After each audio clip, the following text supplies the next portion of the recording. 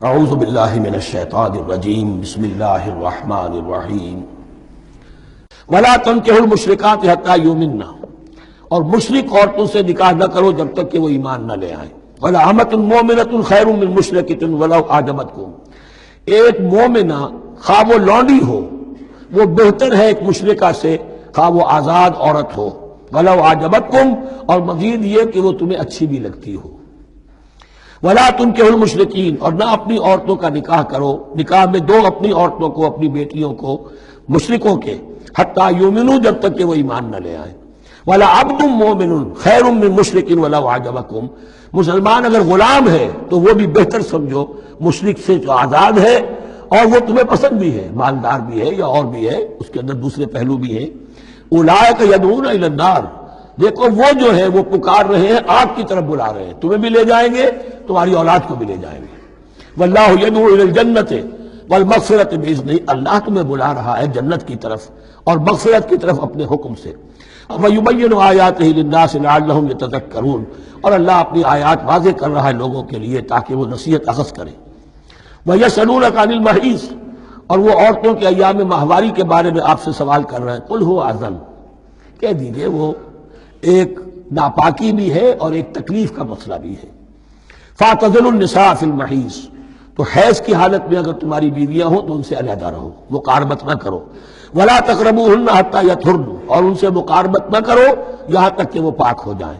فَإِذَا تَطَهَّرْنَ، اور جب وہ خوب پاک ہو جائیں، فَأْتُوهُنَّ مِنْ حَيْثُ أَمَرَكُمُ اللَّهُ، تو اب ان کی طرف جاؤ، جو بھی تمہیں تعلق قائم کرنا ہے کرو، جہاں سے کہ تمہارے رب نے تمہیں حکم دیا، اللہ نے حکم دیا ہے۔ یہ اللہ کا حکم کیا ہے؟ یہ ہے امر طبیعی، ہر انسان جانتا ہے، ہر حیوان کو معلوم ہے، وہ طبیعی شے ہے۔ لیکن یہ کہ اب عورتوں کے ساتھ بھی اگر انسان جو ہے وہ لواطت کا فعل شروع کر دے، قوم عمل لوط، تو ظاہر بات ہے کہ عمل قوم لوط تو وہ چیز جو ہے غلط ہے، وہ حرام ہے۔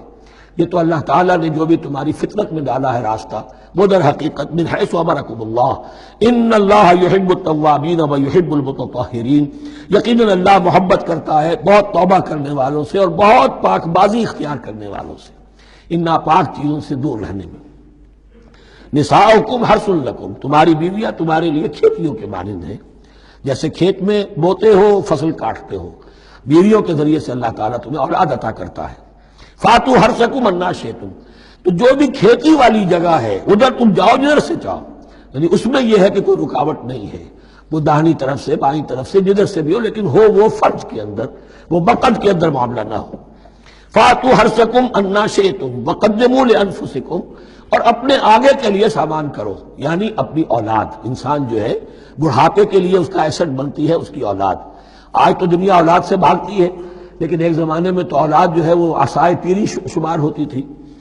وَقَدِّمُوا لِأَنفُسَكُمْ وَاتَّقُوا اللَّهَ وَاعْلَمُوا أَنَّكُمْ مُلَاقُوهُ، اور اللہ سے کا تقوی اختیار کرو۔ اب یہ آپ دیکھیں گے کہ جو حکم بھی شریعت کا آئے گا بار بار تکرار کے ساتھ جو ہے اس میں جو تقوی کا ذکر بار بار آئے گا، کہ ایک قانون ہے اس کی قانونیت ہے، ایک ہے تقوی۔ قانون کی لاکھ پیروی کی جا رہی ہے، تقوی نہ ہو تو وہ قانون جو ہے وہ مذاق بن جائے گا، تماشا بن جائے گا۔ اس کے بعد مثالیں آئیں گی ابھی۔ وَاتَّقُوا اللَّهَ وَاعْلَمُوا أَنَّكُمْ مُلَاقُوهُ، اور اللہ کا تقوی اختیار کرو اور جان لو تمہیں اس سے مل کر رہنا ہے، حاضر ہونا ہے اس کے جناب میں۔ وَبَشِّرِ الْمُؤْمِنِينَ، اور اے نبی اہل ایمان کو بشارت دے دیجئے۔ صدق اللہ العظیم۔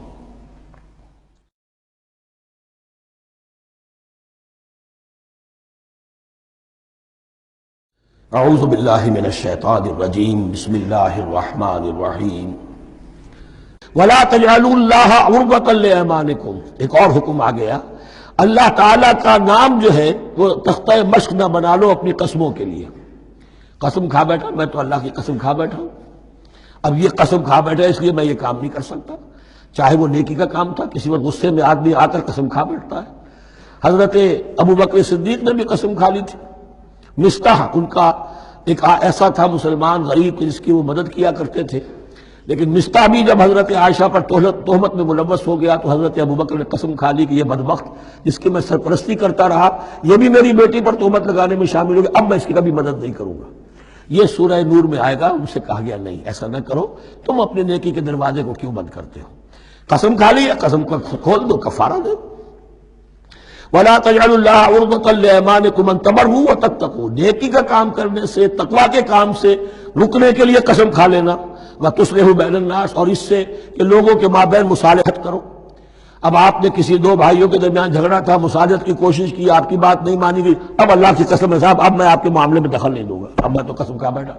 نہیں بھائی، اصلاح بین الناس جو ہے، اصلاح ذات البین، یہ کرتے رہو، اور ایسی قسم کھائی ہے اس کا کفارہ دے دو۔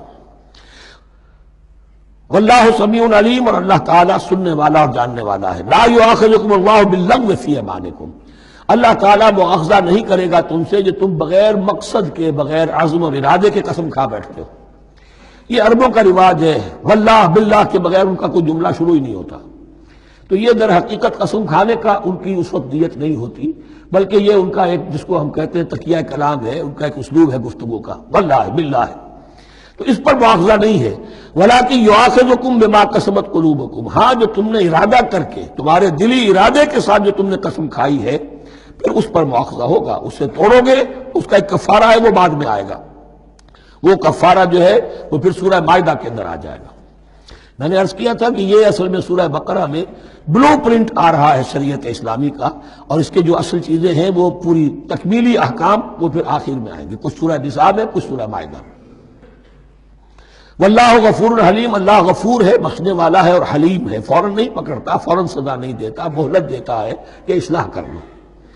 للذین یؤلون من نسائہم تربص اربعۃ اشہر، اب یہ بھی ایک قسم کھا لی جاتی تھی کہ کسی وقت کسی مرد نے، کسی شوہر نے قسم کھا لی اب میں اپنی بیوی کے قریب نہیں جاؤں گا، ناراض ہو گئے، غصہ آ گیا، میں تمہارے سے کوئی تعلق نہیں رکھوں گا، یہ ایلا کہلاتا تھا۔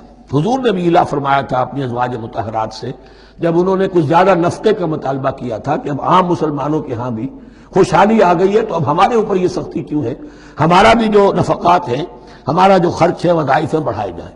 اس پر حضور نے پھر ایلا کیا، اس کا ذکر ہے، وہ بعد میں آئے گا۔ لیکن وہاں عام طور پر لوگ قسم کھا کے بیٹھ جاتے تھے، اب قسم کھا لی ہے، پچھتا بھی رہے، کیا کرے، قسم کھا چکے، اب بیوی کے پاس کیسے جائیں؟ اب وہ بیوی معلق ہے، نہ وہ شادی شداؤں میں ہے اور نہ وہ علیحدہ ہے، آزاد ہے۔ للذین یؤلون من نسائہم تربص اربعۃ اشہر، 4 مہینے کے لیے تو وہ انتظار کیا جا سکتا ہے۔ فإن فاؤوا، اس دوران میں اگر وہ لوٹے، اپنی قسم کو ختم کرے اور رجوع کر لے، تعلق کے زن و شوق قائم کرے، فإن اللہ غفور رحیم، تو اللہ تعالیٰ غفور اور رحیم ہے۔ وإن عزموا الطلاق، اور اگر وہ طلاق کا ارادہ کر چکے ہوں کہ واقعتاً اب ان سے سپریشن ہی ہے، فإن اللہ سمیع علیم، تو اللہ تعالیٰ سننے والا، جاننے والا ہے۔ یعنی یہ کہ 4 مہینے سے زیادہ معلق نہ رکھو کسی کو، یا ادھر یا ادھر، یا فیصلہ کرو اور اسے فارغ کرو، اور یا پھر یہ کہ اپنی وہ قسم ختم کرو اور اس کا جو بھی کفارہ ہے وہ ادا کرو۔ اسی پر غالباً قیاس کیا تھا، بلکہ ساتھ ہی سیرت میں آتا ہے کہ حضرت عمر نے حضرت حفصہ سے پوچھ بھی لیا تھا۔ حالانکہ دیکھیے کہ باپ اور بیٹی کا معاملہ ہو رہا ہے، اور باپ بیٹی سے سوال کر رہا ہے، دین کے معاملے میں حیا اور شرم کی بات نہیں ہوتی۔ ان اللہ لا یستحی ان یضرب مثلا ما بعوضۃ فما فوقها، تو یہ کہ جو لوگ جہاد پر جاتے تھے، کچھ سال بھر گھر واپس نہیں آ رہا، اب ایک طرف تو ان پر مشقت ہے، وہ بیویوں سے دور ہیں، اہل و عیال سے دور ہیں، ادھر عورتیں جو ہیں وہ بغیر شوہروں کے جو وقت گزار رہی ہیں، تو پوچھا کہ کتنا عرصہ تم سمجھتی ہو کہ ایک عورت اپنی عصمت اور عفت کو سنبھال کر اپنے شوہر کا انتظار کر سکتی؟ تو حضرت حفصہ نے کہا 4 ماہ۔ اب میں سمجھتا ہوں شاید انہوں نے اسی پر کہا ہو کہ یہ معلق رکھنے کا حکم بھی قرآن مجید میں جو ہے زیادہ سے زیادہ اس کی مہلت 4 مہینے ہے۔ والمطلقات یتربصن بانفسهن 3 قروء، اور جنہیں طلاق دے دی جائے ان پر لازم ہے کہ وہ اپنے جیوں کو روکے رکھیں 3 حیض تک، یہ عدت ہے۔ طلاق کے بعد 3 مہینے کی عدت ہے۔ اس عدت میں یا تو شوہر رجوع کر لے گا، اگر 1 یا 2 طلاقیں ہیں، تیسری طلاق ہو گئی تو رجوع کا حق نہیں ہے، وہ بعد میں بات آ جائے گی، اور اسی میں چاہے تو اس کے بعد جب مدت ختم ہو جائے گی تو پھر اب شوہر کا حق ختم ہو جائے گا، اب وہ آزاد ہوگی، لیکن اس مدت کے اندر وہ دوسری شادی نہیں کر سکتی۔ والمطلقات یتربصن بانفسهن 3 قروء ولا يحل لهن ان يكتمن ما خلق الله في ارحامهن، اور ان کے لیے یہ حلال نہیں ہے، جائز نہیں ہے کہ وہ چھپا لیں جو کچھ کہ اللہ نے پیدا کر دیا ہو ان کے ارحام میں۔ اگر حمل ٹھہر گیا ہے اور بیوی کو ڈر ہے کہ اب یہ شوہر تو طلاق دے دے گا، وہ اپنا حمل چھپا رہی ہے تاکہ پتہ ہی نہ چلے اس کو، کیونکہ وہ چاہے گی کہ بچہ میرے پاس رہے، بچہ بچی جو بھی ہو.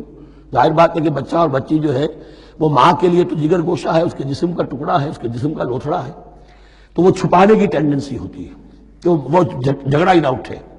ولا يحل لهن ان يكتمن، ان کے لیے جائز نہیں ہے کہ وہ چھپائیں ما خلق اللہ فی ارحامہن، جو کچھ کے پیدا کر دیا ہے اللہ نے ان کے رحموں میں. ان کن یؤمن باللہ والیوم الاخر، اگر وہ فی الواقع ایمان رکھنے والی ہیں اللہ پر اور یوم آخر پر.